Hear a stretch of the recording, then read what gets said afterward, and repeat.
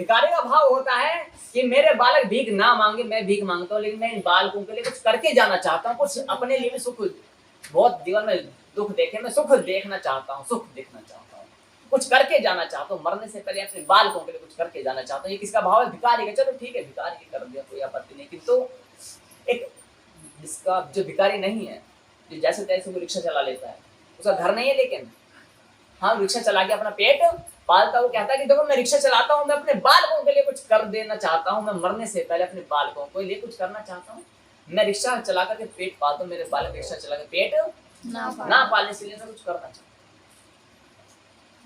जीवन में मैंने कभी सुख नहीं देखा, मैं थोड़ा कमा करके, थोड़ा इच्छाओं की पूर्ति करके सुख देखना चाहता हूँ। अब आते हैं जिसका घर है, छोटी सी नौकरी है, जो थोड़ा सा और ऊंचाई के स्थान, वो भी भाव रखे बैठा है। क्या रखे बैठा है? कि मैं अपने बालकों के लिए कुछ करना चाहता हूँ। किसके लिए? अपने बालकों के लिए कुछ करना चाहता हूँ, जो मैंने संकट झेले हैं वो मेरे बालक संकट ना झेले, ये भाव होता है। इसके बाद में थोड़ा ऊंचाई पर आते हैं। अब मान लीजिए किसी कोई एक सरकारी नौकरी वाला व्यक्ति है, वो भी यही बात सोचता है। क्या सोचता है? कि मैं अपने बालकों के लिए कुछ करना चाहता हूँ, जो मैंने संकट झेले हैं, बोलो ना, वो मैं बालक ना झेले। सरकारी नौकरी वाला भी नहीं सोच रहा है। सिद्धांत सब पे बराबर है, सभी अंधेरे में ही है, सत्य को पता ही नहीं। अब आते हैं कि जिसके पास सरकारी नौकरी पे और व्यापार भी है, एक समाज ऐसा होता है ना, सरकारी नौकरी पे और व्यापार भी है। अब वो क्या कहता है? जी मैंने बहुत संकट झेले हैं, मैं कुछ ऐसा करना चाहता हूँ, अपने बालकों के लिए कुछ ऐसा करना चाहता हूँ कि जो संकट मैंने देखे हैं वो मेरे बालक ना देखें, और मैंने जीवन में दुख ही दुख देखे, बस थोड़ा वो कुछ ऐसा कर जाऊं कि मैं थोड़ा सुख देखना चाहता हूँ। अद्भुत विडंबना है ये। सत्य क्या है? चलो भिखारी दुखी हो सकता है, उसकी बात माननी होगी। अब आते हैं जो जैसे अरबपति व्यक्ति होते हैं, ये भी इसी भाव में उलझे हुए हैं कि मैं अपने बालकों के लिए कुछ कर देना चाहता हूँ, मरने से पहले अपने बालकों के लिए कुछ करना चाहता हूँ, जो संकट मैंने देखे, जो दुख मैंने देखा, मेरे बालक ना देखें। ये भाव होता है कि नहीं? मैंने पूरे जीवन सुख ही नहीं देखा। बहुत ही कम आयु में व्यापार अरबों खरबों चलाना चालू कर दिया, तो बहुत ही कम आयु में मैंने सुख नहीं देखा, मैं सुख देखना चाहता हूँ। तो आप समझो कि अच्छा ये विचारधारा आपकी नहीं है क्या? बताएं मुझे, हाँ या ना बोले। तो फिर सुखी कौन है? जो आप करके जाना चाहते हो। एक बार अपने से ऊपर वालों को देखो, वो भी सोच रहा है। सोच रहा है कि नहीं सोच रहा है? नीचे वालों को देखो, वो भी सोच रहा है।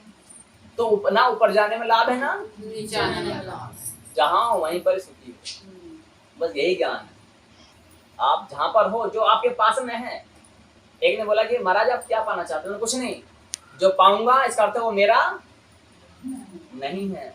ये तो है, जैसे कि मान लीजिए ये वस्त्र मैंने पाया है, प्राप्त किया है ना, ये है ना, ये वैज्ञानिक के स्तर पर बात बताई जा रही है, तो बुद्धि दौड़ाओ तो समझ में आएगा।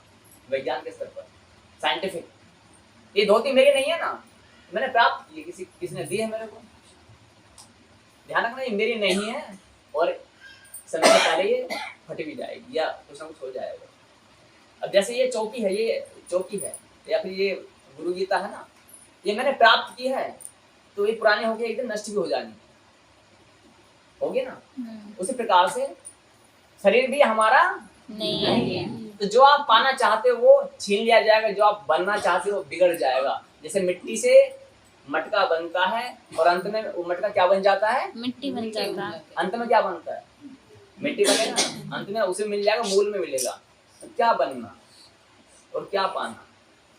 जो पाना था वो पा लिया, जो बनना था वो बन चुके, जो विचार करना था वो कर चुके। अब ना कुछ पाना है ना कुछ बनना है, अब अपने में ही लीन हो जाना है। और हम कौन है? ममे वांश और जीव लोके जीव भूत सनातन, हम उस परम पिता परमेश्वर के अविनाशी अंश हैं। समुद्र के पानी में और हम में केवल इतना ही अंतर। समुद्र अपार जल राशि है, अर्थात तो परमात्मा अनंत है और हम उसी का अंश हैं। 15वें अध्याय के अनुसार ममे वांश और जीव लोके जीव भूत सनातन, भगवान कहते हैं कि इस संसार में जितने भी जीव जंतु मनुष्य सब मेरे ही अंश है ना, तो भगवान के अंश है। अंतर क्या? तो हमने और भगवान में। भगवान अनंत है और हम एक बूंद हैं। हम कौन है? एक बूंद। और ये अवतार होते हैं, ये कितना होता है? जैसे आप मानो कि जैसे एक टब पानी होता है ना, ये अवतारों में वो शक्ति होती है। अवतार मेरे अनंत परमपिता परमेश्वर जो होता है वो समुद्र है, अनंत। तो जो बूंद है, जब तक वो समुद्र में नहीं मिलेगी तब तक सुख शांति मिलने वाली नहीं है।